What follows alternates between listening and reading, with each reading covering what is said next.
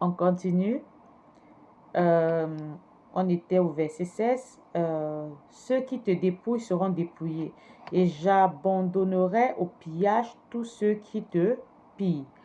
Mais je te guérirai, je panserai tes plaies. Donc voilà, la personne a été châtiée.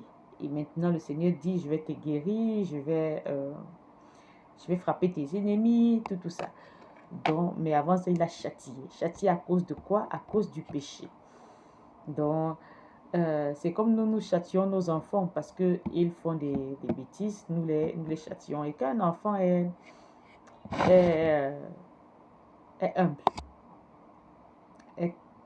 comprend ce qu'il a fait de mal, qu'est-ce qu'il fait? Il se repent.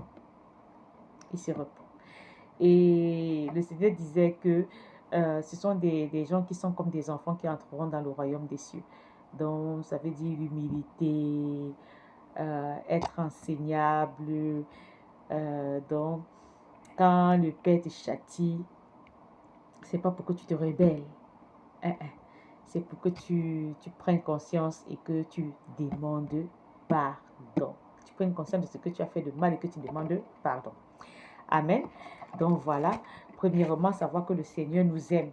Donc, quand ça arrive de nous châtier à cause de nos bêtises, qu'on ne se dise pas que non, tu ne m'aimes pas, c'est pour ça que... c'est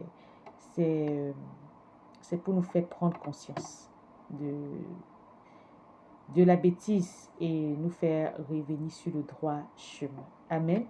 Donc voilà, je vais témoigner, comme je disais, pour la gloire de Dieu.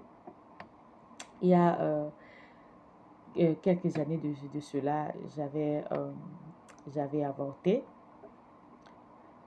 Donc,